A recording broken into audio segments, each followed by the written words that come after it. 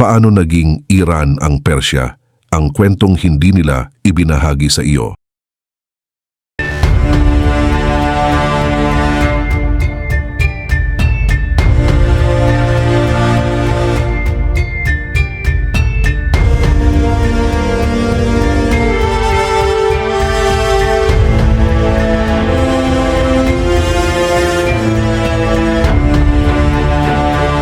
Paano kung sabihin ko sa iyo na ang Persya ay hindi talaga nawala?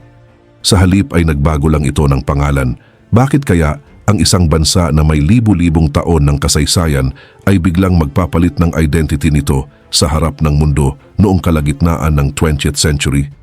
Ngayon, maglalakbay tayo sa mga makapangyarihang imperyo, malulupit na pagsalakay at mga desisyong muling nagsulat ng memorya ng isang buong tao. Hindi lang ito kwento ng isang bansa. Kwento ito kung paano ang kapangyarihan, relihiyon at public image ay kayang baguhin ang kapalaran ng isang buong sibilisasyon. Pero bago ko simulan, ay hihingi lang sana ako ng isang like at subscribe. Malaking tulong na ito sa aming mga content creator. Salamat po. Mga historians of mystery, isipin mo ang isang lupain na napapalibutan ng matatataas na bundok, mainit na disyerto at sinaunang trade routes kung saan hindi lang kalakal ang dumadaloy. Identity, kapangyarihan at legacy ay dumadaan din dito.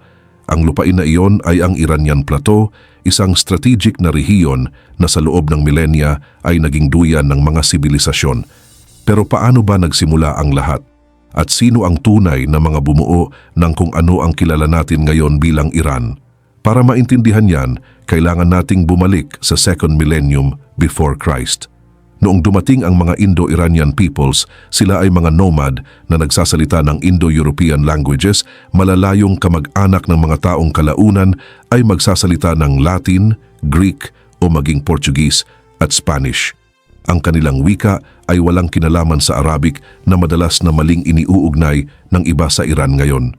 Hindi. Sa lumang Persian, ang madar ay ibig sabihin ay mother at pd ay father. Mga tunog na hanggang ngayon ay maririnig bilang ma at pater sa Latin. Hindi lang sila tunog, sila ay ugat ng isang natatangi, malalim at sinaunang kultura. Sa mga taong iyon, dalawa ang namukod-tangi, ang Medes at ang Persians. Ang Medes ay nanirahan sa northwest ng tinatawag ngayon na Iran. Sila ay makapangyarihan, organisado at mabilis naging dominanteng puwersa. Ang mga Persians naman ay nanirahan sa timog na bahagi sa isang rehiyong tinatawag na Pars kung saan nagmula ang pangalang Persya. Maganda ang lupa doon at may strategic na lokasyon pero sa simula ay hindi pa gaanong makapangyarihan. Walang makakapag-isip noon na ang taong ito ang magiging dahilan ng malaking pagbabago sa takbo ng kasaysayan. Noong panahong iyon, ang Persian ay isa lang maliit na geographic na tawag. Hindi nito kinakatawan ang buong rehiyon, lalo na ang isang buong sibilisasyon. Ang tunay na sentro ng kapangyarihan noon ay ang Medes. Sila ang nagtatag ng unang malaking imperyo sa bahaging iyon ng mundo, bago pa man marinig ang pangalang Persya sa mga foreign courts o maisulat sa mga history books.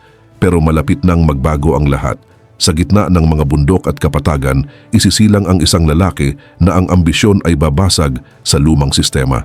Isang leader na nakakita sa hiwa-hiwalay na tribo at nangarap ng pagkakaisa na hindi pa nangyayari noon. Ang pangalan niya ay Kurosh o sa kilala ng mundo bilang Cyrus the Great. Sa kanya nagsimula ang panahon ng unang imperyo na hindi lang lupa ang sinakop kundi pati ang mga puso. Bago pa man mangarap sina Alexander, Napoleon o Genghis Khan na sakupin ang mundo, may nauna na. At iba ang kanyang paraan.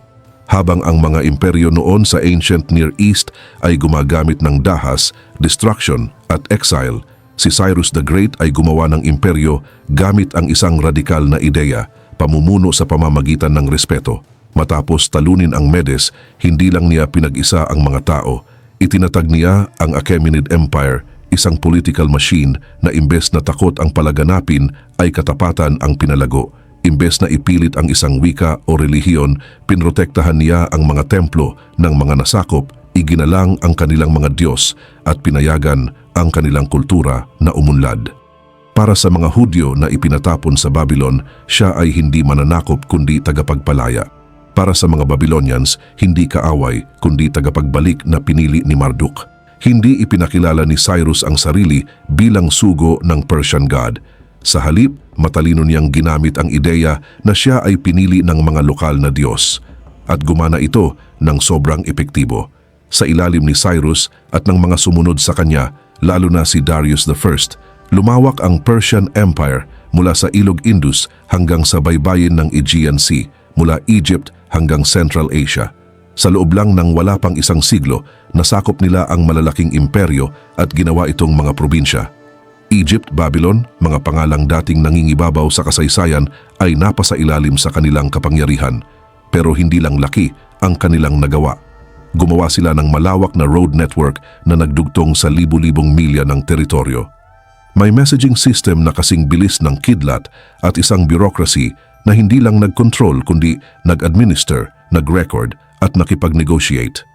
Isang obra maestra ng diplomacy, strategy at pragmatism. Ayon sa historian na si Lloyd Llewellyn Jones at marami pang iba, ito raw ang kauna-unahang superpower sa mundo. Pero ang balance ng cultural respect at centralized power ay delikado. Parang lubid na nakaunat sa buong imperyo, isang maliit na galaw lang, puputok ito. At ang galaw na iyon ay dumating mula sa kanluran, dala ng isang ambisyosong binata na ang pangalan ay Alexander. Ang susunod na mangyayari ay hindi lang digmaan, ito ay clash ng dalawang mundo.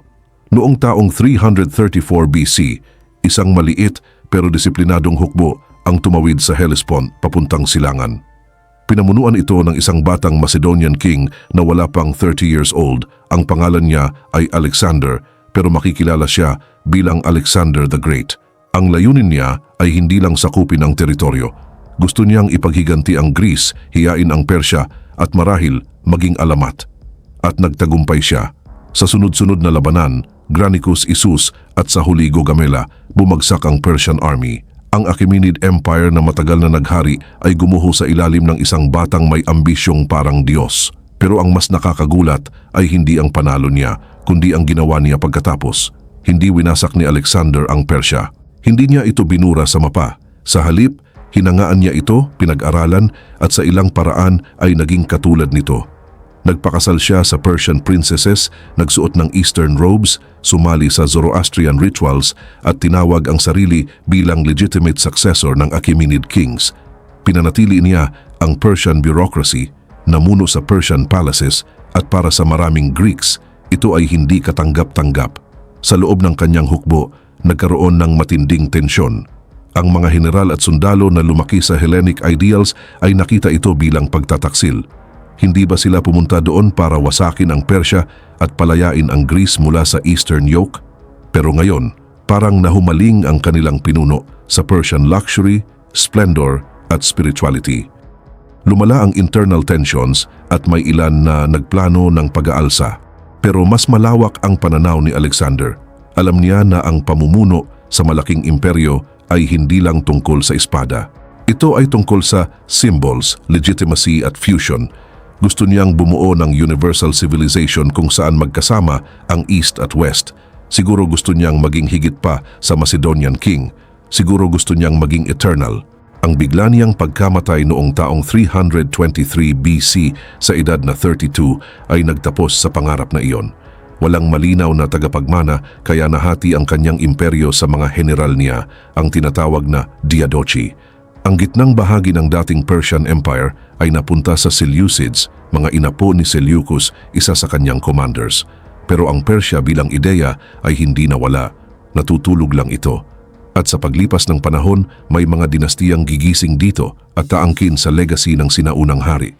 Nang mamatay si Alexander, mabilis na nagkabasag-basag ang kanyang imperyo na parang basag na salamin. Pero sa mga piraso nito, nanatiling buhay ang Persya. Sa ilalim ng Seleucid rule at kalaunan ng Parthians, ang sinaunang Persian region ay patuloy na hinangaan at inagawan ng kapangyarihan. Nagpalit man ang mga hari, nanatiling malakas ang cultural heart ng teritoryo, hanggang sa dumating ang bagong Persians na muling aagaw sa trono. Dito umusbong ang Sassanids, isang dinastiya na nagmula mismo sa rehiyong Fars. Inaangkin nila na sila ay direktang inapo ng Achaemenids at ibinalik nila ang maraming tradisyon nito. Sa ilalim nila, Ang Zoroastrianism, ang sinaunang relihiyon ng Persya na nakasentro sa Diyos na si Ahura Mazda, ay muling naging state faith, muling itinayo ang mga templo, umunlad ang kultura at muling naging imperyo ang Persya na kinatatakutan. Pero walang kapangyarihan ng permanente. Noong 7th century, may bagong puwersa na umuusbong mula sa Arabian Peninsula, Islam. At hindi ito dumating bilang bisita, dumating ito bilang mananakop. Sa loob ng ilang dekada, tinalo ng Arab armies ang Sassanids at kinuha ang kontrol ng dating Persian Empire. Kasabay nito, dumating ang bagong paniniwala, bagong wika at bagong political order. Ang Zoroastrianism ay unti-unting napalitan ng Islam. Ang Arabic ay naging administrative at religious language at ang Persian ay nagsimulang maimpluwensyahan nito, tumatanggap ng mga salita, estilo at istruktura. Pero ang Persian soul ay hindi nawala. Nananatili ito sa kanilang tula, sa agham, sa sining at sa paraan ng pagtanggap sa bago nang hindi tuluyang tinatanggihan ang luma. Sa mga sumunod na siglo, ang rehiyon ay dumaan sa Turkish, Mongol at iba pang lokal na Persian dynasties. Ang Bayids ay nakakontrol pa nga sa Baghdad, ang puso ng Caliphate. Sumunod ang Seljuks, ang Mongols ni Genghis Khan, Tamerlane at iba't ibang Turkmen states na naglaban-laban sa bawat pulgada ng teritoryo, isang magulong chessboard kung saan palaging nagbabago ang kapangyarihan. Pero sa gitna ng kaguluhan, may nabubuong mas matibay, isang Persian identity na Muslim ngunit naiiba sa Arab world. Ang pagkakaibang iyon ay lalo pang lumakas sa ilalim ng bagong dinastiya na hindi lang magbabalik ng political unity kundi mag-iiwan ng malalim na religious mark. Sa gitna ng kaguluhan ng maliliit na dinastiya at regional wars, umusbong ang Safavid dynasty. Hindi lang sila basta gustong humawak ng kapangyarihan, may malinaw silang layunin, pag-isahin ang teritoryo sa ilalim ng Shia Islam. Mula noon, ang Islam sa rehiyon ay Sunni, gaya ng karamihan sa Islamic world. Pero ipinilit ng Safavids ang Twelver Shiism bilang official religion. Hindi ito naging madali. Ginamit nila ang persecution, reforms at malalim na social restructuring. Pero sa proseso, nabuo ang pagkakaiba ng Iran kumpara sa ibang bahagi ng Islamic world hanggang ngayon.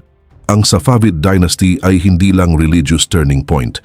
Isa rin itong rebirth ng Persian identity na naka-integrate na sa Islam. Itinaguyod nila ang architecture, poetry, philosophy, medicine at science. Pero sa bagong banner, bagong language at bagong worldview na pinagsama ang imperial legacy at Shia spirituality. Isang bagong Persya na may ibang mukha. At sa bagong mukhang iyon, muling lumitaw ng mas malakas ang salitang Iran.